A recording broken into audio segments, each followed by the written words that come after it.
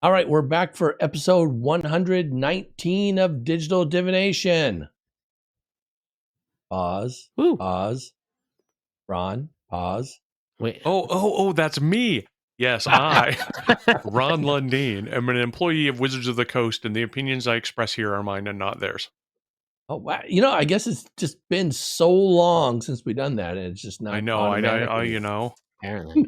but I'm no less an employee of theirs, and my opinions are no less theirs, or no more they're not theirs. Yes. Yes. Right. Anytime you take a pause that long, I get a little worried we're going to hear some bad news. Oh, I know. It could have been a change. Yeah. Maybe we didn't We do need have to make the disclaimer. We do have a little bit of bad news to impart, and that is to say we should talk a little bit about this old game and where it's going. Oh, Starfinder First Edition. Is that bad news? Right? Because we're gonna be comparing and contrasting it with its younger edition, Starfinder Second Edition playtest. Yes, the both editions are still valid. Yes, but the new sexy one is just like catching everybody's eye. The old gals, not feeling it as well, I guess. I don't know. Well, but you're right. There's still a lot of validity there. There are a lot of people that play all kinds of older editions of earlier games. I'm still playing a Pathfinder First Edition campaign, so. Wow. Yeah, great. Well, as Ron alluded to there, we're going to talk about some of the differences. We're not going to really qualify good or bad, just some of the differences between Starfinder First Edition and the Second Edition playtest as we see it now, knowing that will change some between now and the release at Gen Con. In fact, there's already been some changes, some errata, based on some of the playtest feedback that's been given to the team so far. Indeed. And we've all had a couple hours of play now, so we can talk a little more knowledgeably about how things are different. Yeah. Right. Yeah. Although not publicly yet, right? No, we can talk about it publicly, but we haven't. Okay. We can talk about it. We haven't had a couple hours. The episodes it's not a secret that we're playing. What I'm asking is, at the for people who are listening to this, the very day it comes out, as I'm sure most people are eagerly awaiting the next Digital Divination. But the only Intrepid heroes they're hearing is still Intrepid Scoundrels. Is that right? Yes. In fact, 3 days ago, because it's as of tomorrow, 3 days ago, episode 14 of 16 will be published. And that one alludes to kind of the climactic event of that arc. So there you go. Rapidly, light speed heading towards the finale of Intrepid like Scoundrels. through hyperspace. Yes. But since then, I couldn't remember what it was called. Yes. Sorry. We could just call it the drift based on the subject of today's conversation. Very good. Very good. Yeah, so it's kind of, Ron has alluded to, we've played through, I think, 6 or 7 hours of the Cosmic Birthday playtest. And even before that, had a session 0 and did some work creating characters and things. So I do think we have some experience with that. Now, there's some obvious differences between the two. And then I think we'll drill a little bit more deeper than that in areas that we've experienced it. Right. You've got this, the standard Second Edition Pathfinder sort of chassis of the 3 actions and the kind of the math of characters and proficiency ranks, and plus 10 is equal to a critical hit. All that stuff is known. We all know that. The playtest has been out for a couple months. Has it been a couple months or just 2? Yeah, 2 months. We'll say 2 months. And all of that was known. That that's the way the Second Edition Starfinder playtest was going. So, but let's talk a little bit about some, like you said, some specifics. I think maybe we're going to talk a little bit about a couple of character classes that we've seen on the field of play, and then I guess anything else that just sort of pops into our minds. Yeah, well, I was talking to Ron earlier. maybe a little bit about how the stories might differ from first edition to second edition. I thought maybe we talk about how GMing it is a little bit different, if if you like as well. Yeah, please. Oh no, please. No, I was just going to say one of the big things that I was sort of thinking about, that it is kind of a big change that isn't maybe not as obvious, but it's been something that the team has talked about a lot, is that the idea that Starfinder is, I mean, whether or not this is a change from first edition, but it's definitely a focus that Starfinder second edition stuff is going to be more focused on ranged, right? Ranged combat is kind of meant to be a bigger thing than it is in Pathfinder, and that it sometimes ended up being in some cases on Starfinder first edition. So that is something that I'm like, trying to, as GM, trying to see if that is how to apply that in the game. Now I'm sort of running a pre-written adventure, which comes with maps of a certain size and all that. But I'm finding it interesting that there's talk about like, everyone should be using, for the most part, ranged attacks, which I think we've actually been seeing. I think 4 out of 6 essentially, which is more than it would be in a normal sort of, I think, campaign. Yeah, no, for sure. Ron, you were saying. Yeah, the thing I wanted to talk about is a little more fundamental than that. One of the biggest differences between the types of heroes that you are in Starfinder First Edition versus the Starfinder Second Edition playtest is that because it's built on the Pathfinder Second Edition chassis, all the numbers go up all the time kind of fast, right, as you level, right? The way that you would get better, as an example, in Starfinder First Edition, the only way your armor class gets better is if you buy better armor. And so high level armors tend to have like ridiculous amounts of armor bonus onto them, such that you kind of have to have these guardrails about, well, who's going to get this armor? You can't give a character that's too low a level this armor, or their armor class, their KAC, EAC are going to be just much too high. And you don't want to keep your armor for very long. You're sort of forced to work hard to upgrade your armor as well as your weapons in order to kind of keep a balance, keep the number balanced.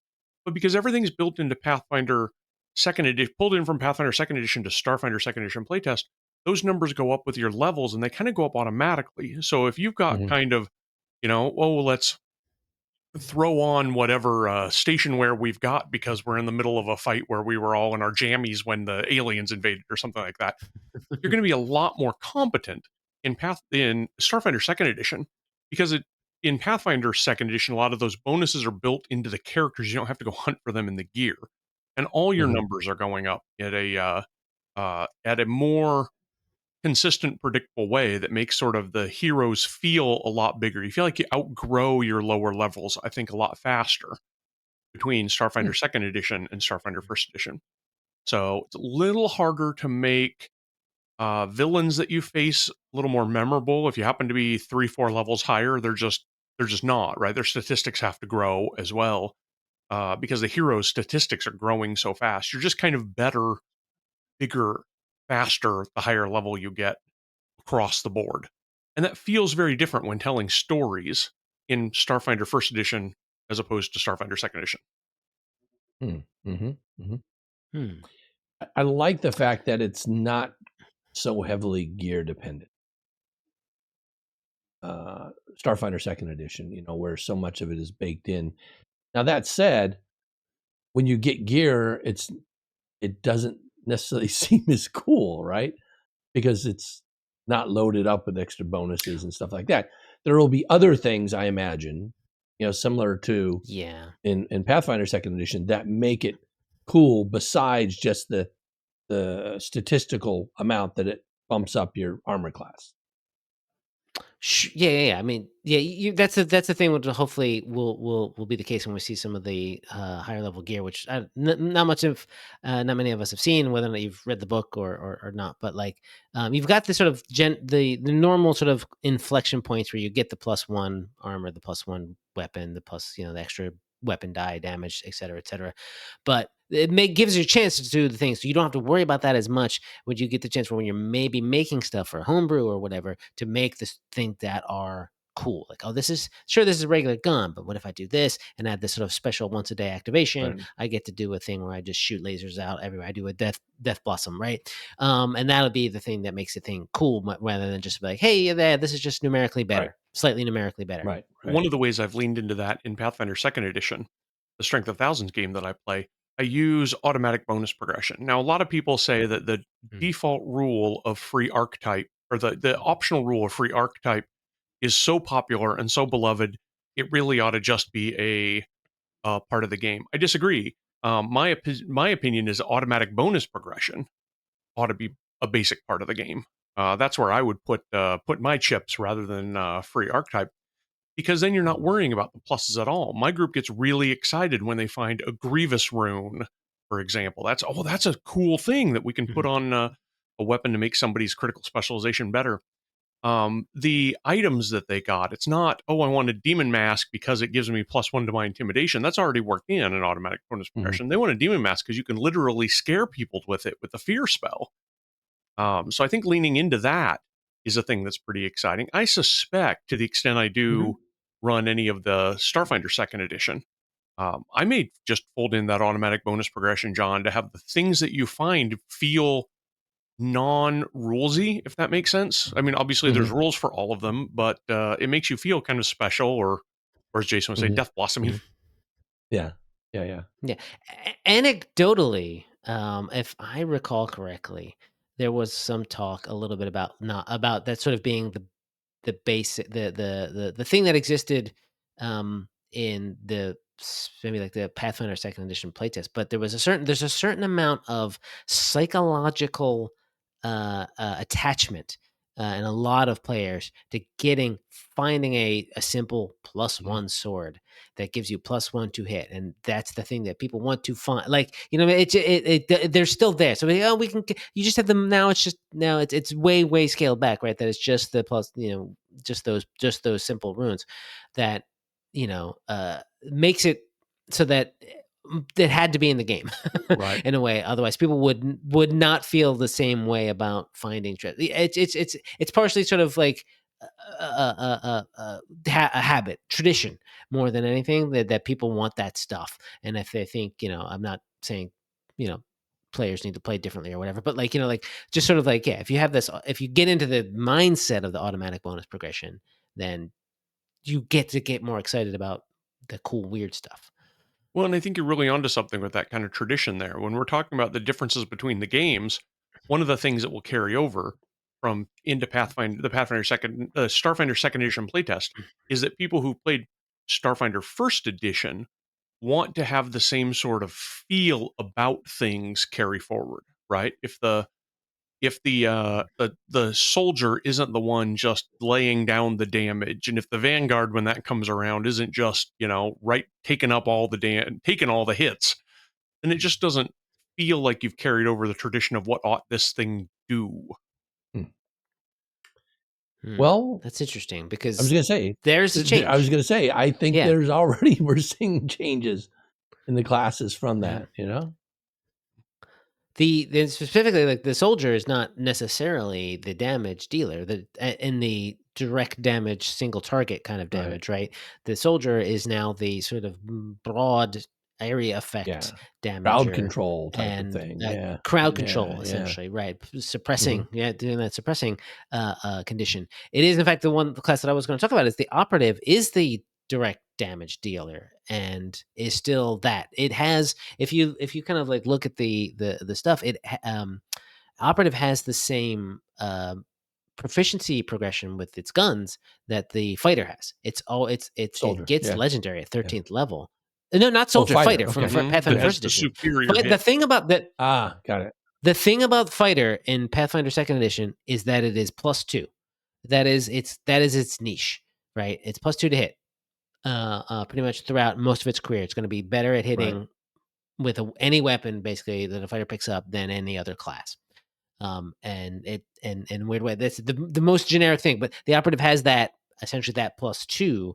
I think for specifically for ranged guns, with one exception to the specializations. But it is that. So I was just looking at that earlier and kind of comparing the fact that, this is I was looking and I saw like something at 19th level was like you get legendary in weird weapon. I can't remember what is it? Uncommon or advanced guns. I'm like, advanced guns. When do you get it with the regular guns? Oh, 13th level. That's when fighter gets weapon legendary with a 1. But that is very specific. It's like for fighter you get one category of weapons, I think, that you're legendary in, and then everything else is better. But that's the one you use. And most people generally tend to stick to one type of weapon. So that's one thing that's sort of definitely operative. Again, not that different because we all know that operative was the best at everything in Starfinder First Edition, but it is still pretty good at least shooting the gun.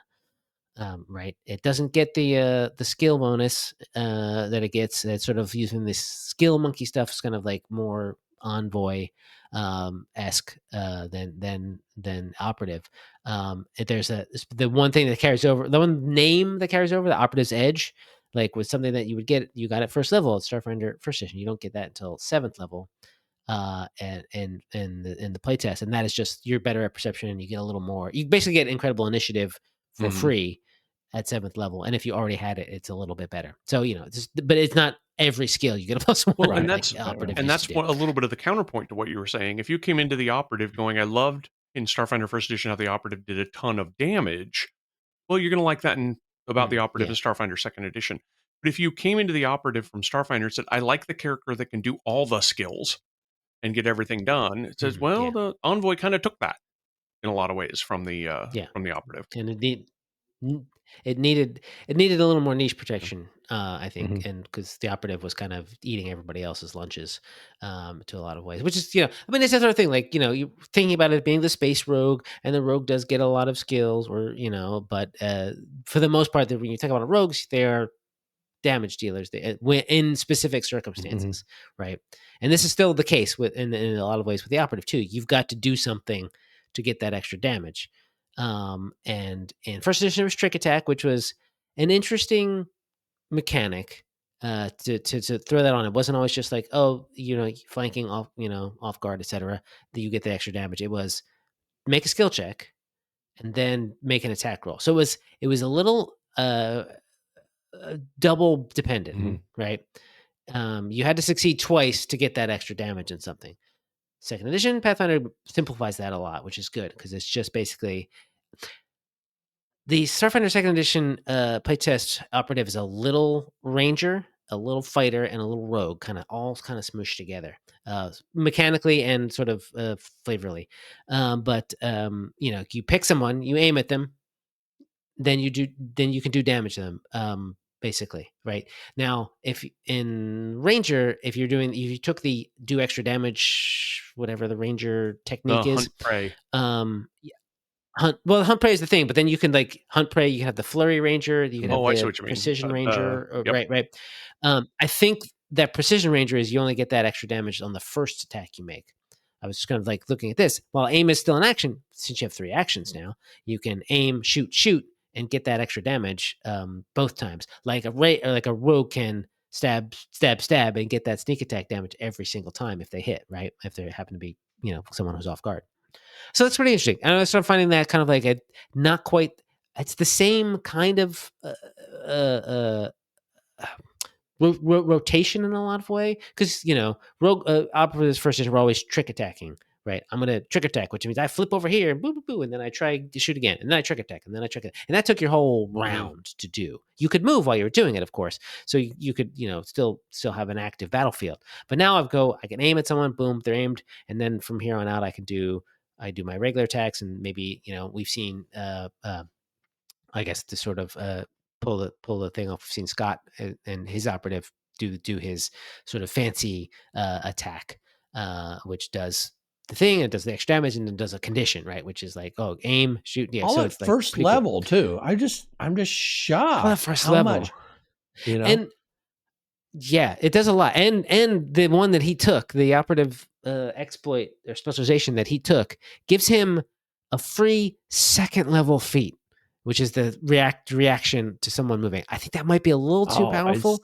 Crazy. Like because a ranged attack of opportunity is what he's getting, basically. Yeah. Right?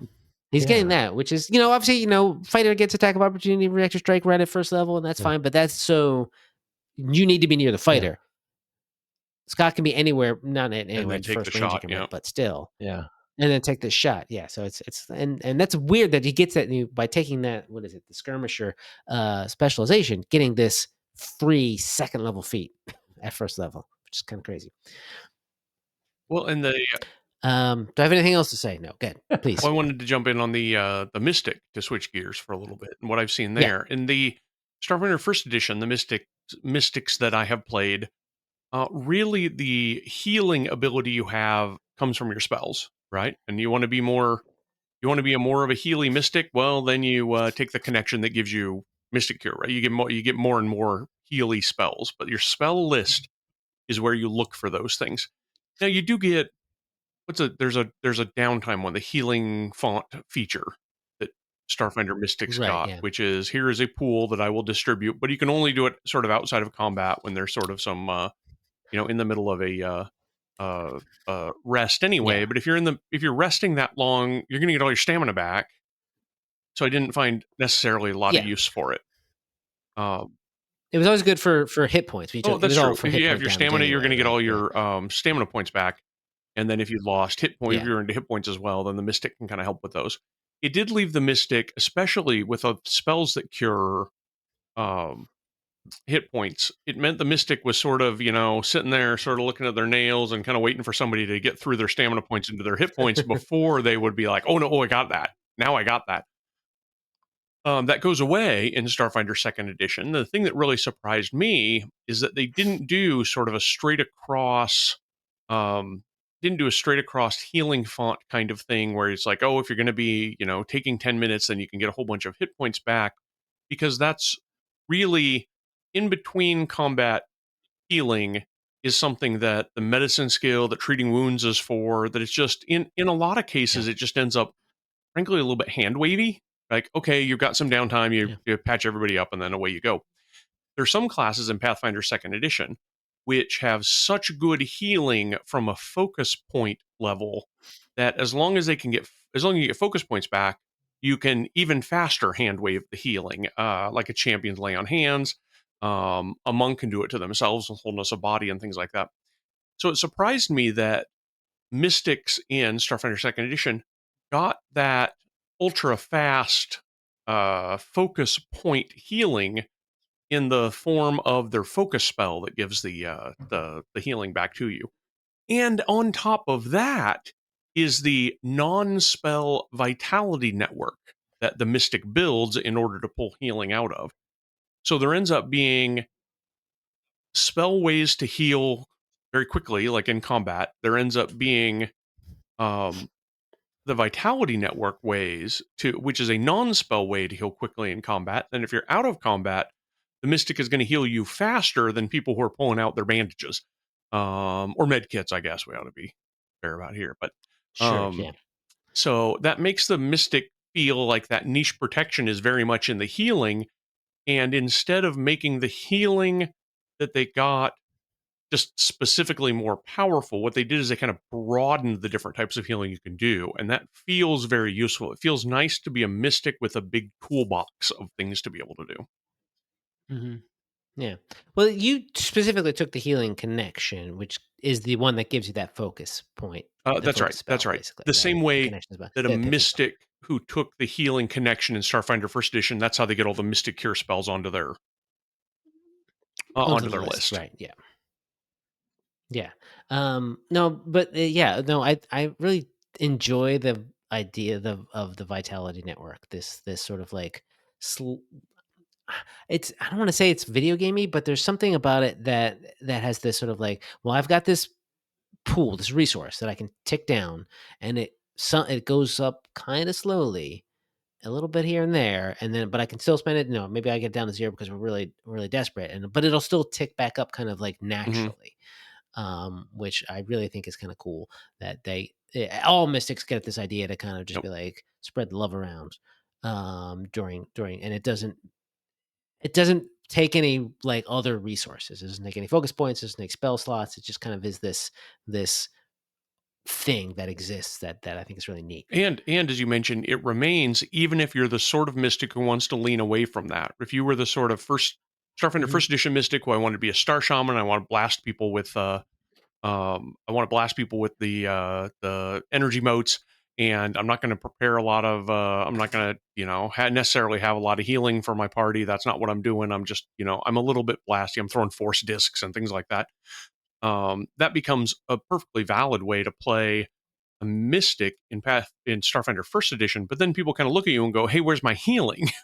And you're like, "Hey, give me 10 minutes and I can use the old healing font." Right? That's but in Starfinder Second Edition, even the mystic that leans away from being the real "I want all the healing all the time," they still have that vitality network, which is very useful in kind of a clutch situation when you need it. Yeah. It's an even better stabilize spell, essentially, right? Because it gives you fully gives you hit points back, and it's only one action, and you get to kind of like tailor it. Like, oh, you only need like I better save a couple hit points. You're not going to accidentally use it all That's up. right. You can literally hold some back, right? You'd be like, I'm only going to give you 4 right now because I got to save the other 6 just in case the fighter goes down, the soldier goes down. So yeah, so I think I don't know. I think it's really kind of like it's so it's kind of elegant. It's simple and elegant, and it just sort of is a good expression of the mystic kind of niche that is needed because like I said, the big change is you don't have stamina points anymore, right? In second edition, you just all hit points again all the time.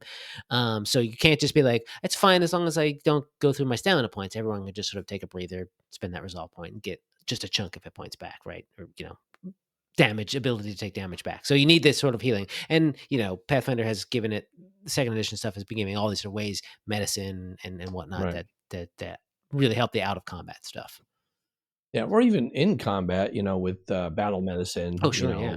To be able to do treatment. Yeah, you don't have to be a cleric right.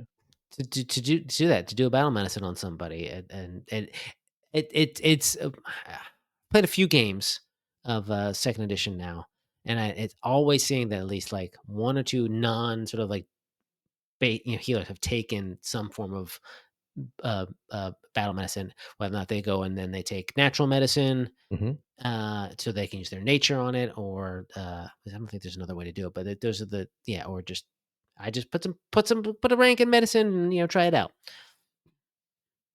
Yeah. In fact, that's my character that I'm playing, Witchwarper. My background is as a doctor, so I think it was background as a battle medic, maybe. So I have battle medicine, and I did that intentionally so that we would have another non-healer who could heal, bring back.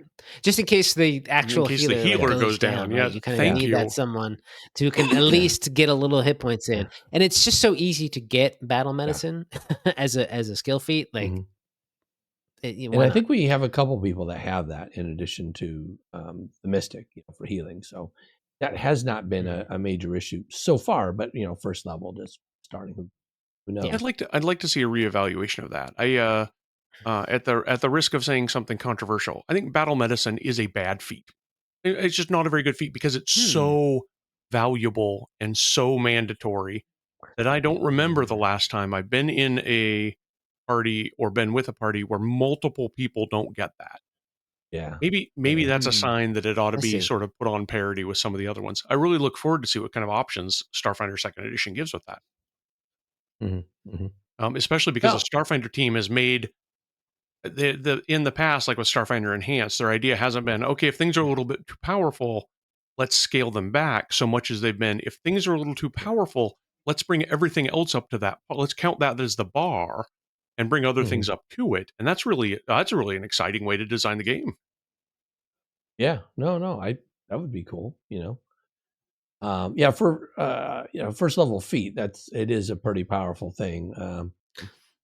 But one thing I'll say that I noticed quite a bit is the only having hit points and not seeming to have very many at first level compared when we had hit points and stamina points with first edition. I mean, every encounter seems like it's been really, really pretty scary potential party wipe type of encounter that we've had so Guys, far.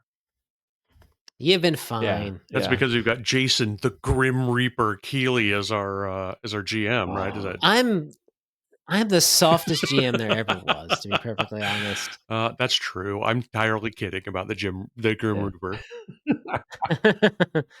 I've learned my lesson. A long time ago, I feel like, no, I mean, not that long ago, but a while back, I feel like I used to be a little more sort of like ruthless and whatnot. But I've coup de grace a paralyzed character once, and that was the last time I ever did anything like that. That's got to be really a big downer, because it was a huge downer. Yeah.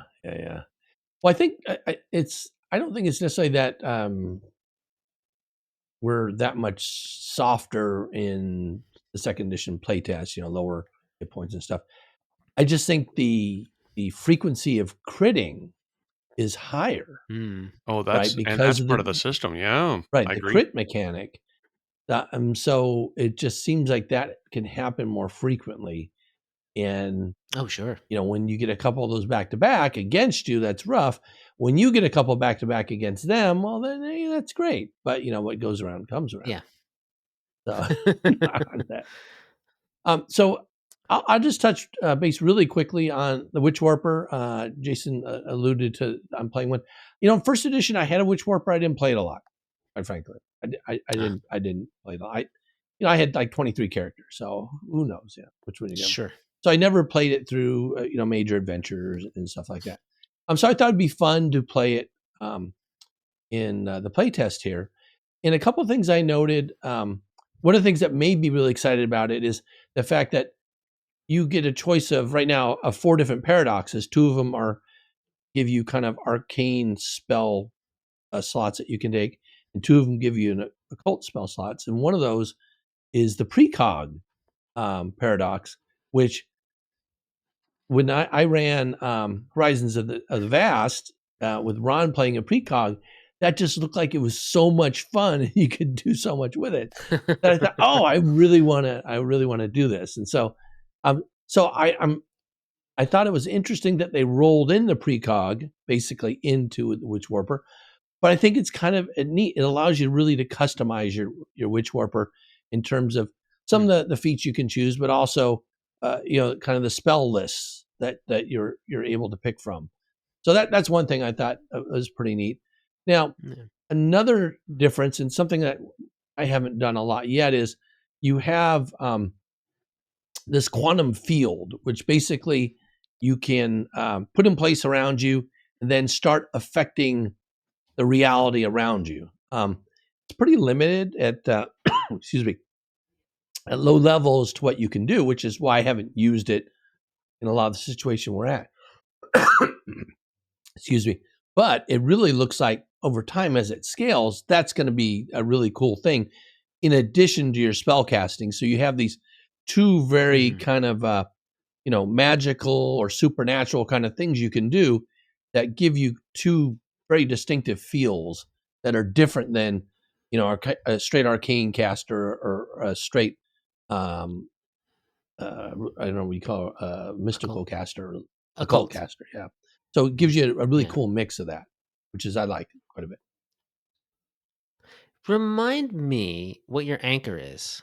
My anchor, is it physical? It is object? A physical object. Yes. Right. Okay. Right. Yeah, and that's the mechanic on that is you kind of choose something there, and that helps like center you again as you're going through stuff. And right, it's going through stuff. And I haven't. Yeah. Go ahead. It's Witch Warper has that sort of 2-prong kind of like way to make your class in the way that Psychic does, right? You pick this thing and this thing, and then there's like 4 of these and 4 of these or whatever, and that makes this sort of like terrific number of combinations between the 2. Yes, yeah, that's 4 by 4 by so it's like 16 different. Yeah, so something like that. But yeah, so that's kind of what I've noticed. And at first level, I'm mostly casting stuff. I haven't really spell casting and things I haven't really seen.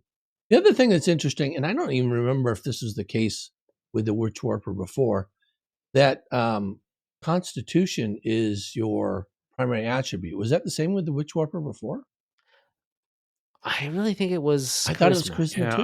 I don't think they kept that. Yeah.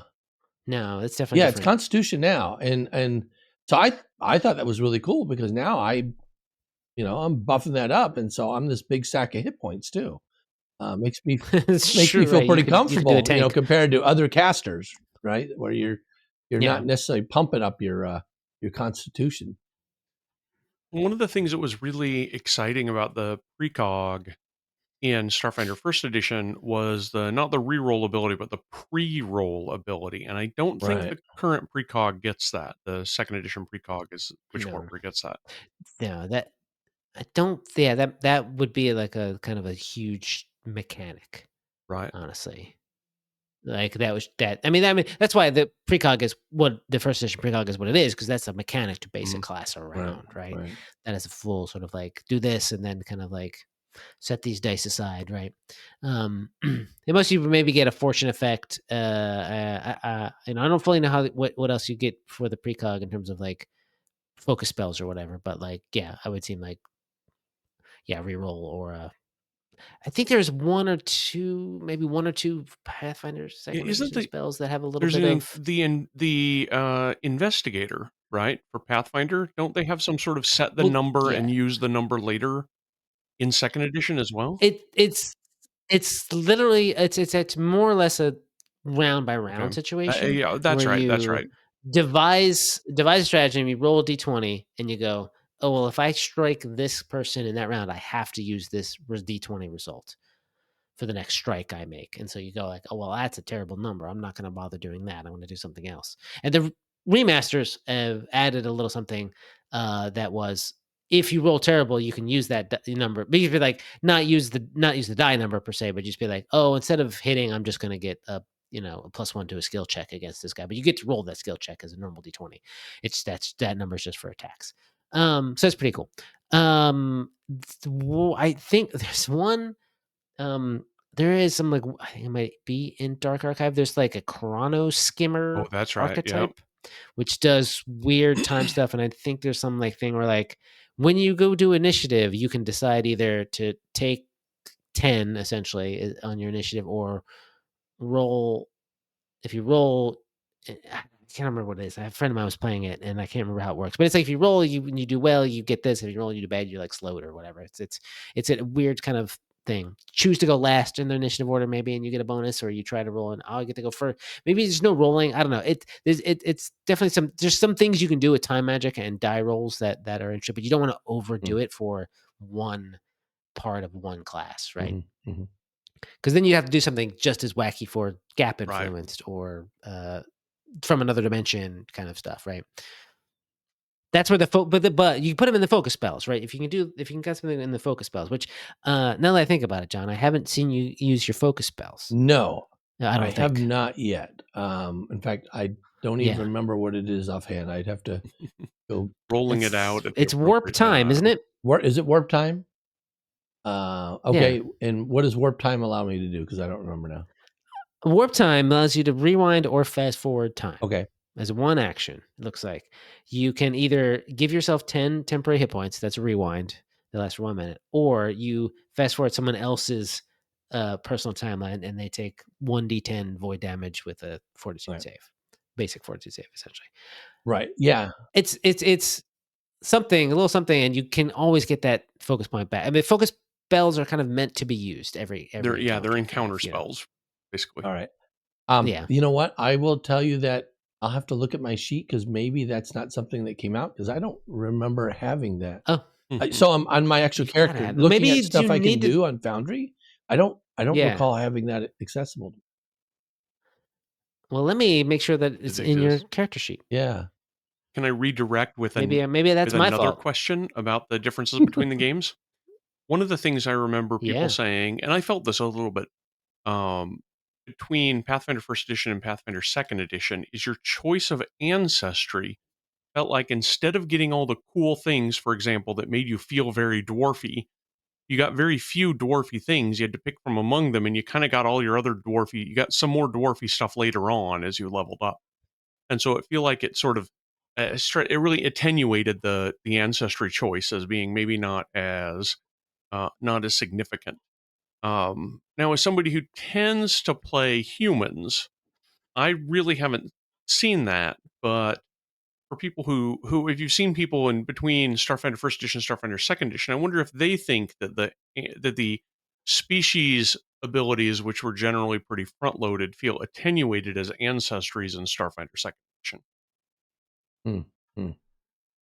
No, I think that's a fair point. Question. Yeah. Yeah. I mean, because there wasn't. I don't think there was. Since a playable species kind of had to fit in a sidebar. It wasn't often a lot, and we haven't seen much in the way of ones that did have big chunks of things. Like the Borai has that's a giant sidebar, but that's mainly because there's a big choice in there. It's like, oh, were you a human? Were you a Yosoki? And then you get these little bits and bobs, right? Now that's a versatile heritage, that kind of gets folded in, so you're basically doing that anyway, and you just get a little whatever the Borai gets. I don't know. I've heard people complain about like, well, why am I getting more dwarfy as I level up? Like, but whatever. Like, right.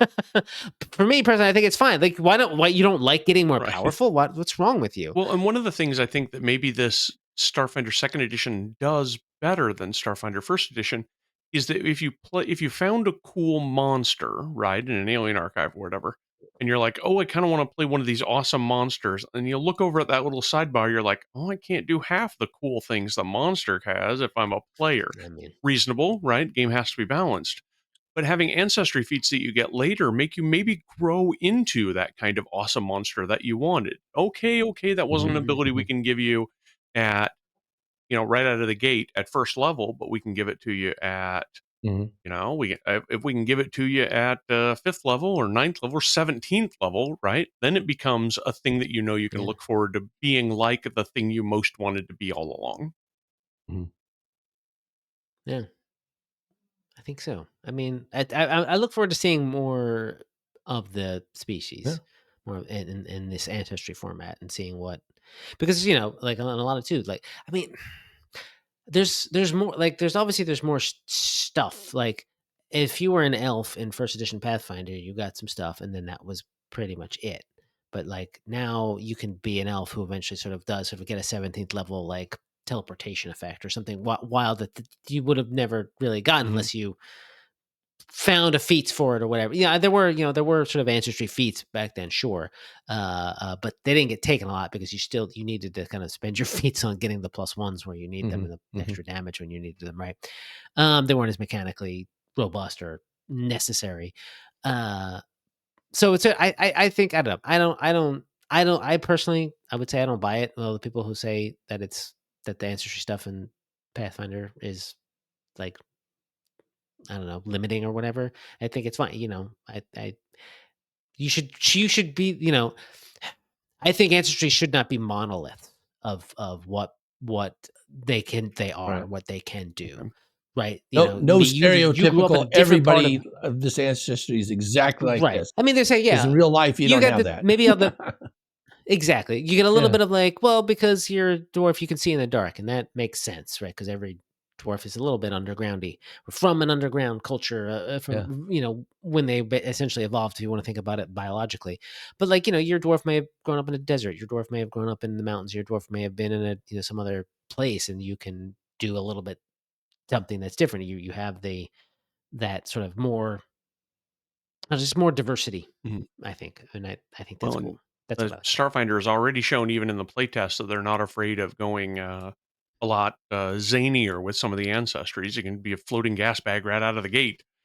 That's a it's wild that they put Baratheon. I love that. I mean, it makes sense to do that in the playtest because otherwise you're looking at just sort of different humanoids, right? And you've seen that time and time again in all sorts of games. But what about, sure, we've got some people who have multiple arms. That's kind of cool. What about you didn't have any arms and you had tentacles instead, and you were also a gas bag, and you could also get a feat that lets you engulf another player, and then you can act as one creature or whatever. I'm like, okay, yeah. That's Starfinder. That's what the weird Starfinder stuff is. Very cool. Well, This is interesting. I didn't realize that we were going to go so long touching on just some pretty basic things. I think we'll have to revisit this as we get more and more involved in the playtest. Yeah, I could talk a little bit more about how the monsters end up feeling and stuff like that too. Yeah, how the monsters feel. Yeah, consider those. That's good. Oh, you mean how they feel as a GM running them? How they touch? How do they sticky? Are they smooth? Are they scaly? You know. I thought you meant about monster feelings. I got to touch a lot more monsters before we meet again, so we should probably close out the night. What am I saying? Well, I'm John. And I'm Ron. And I'm Jason, and this has been Digital Divination.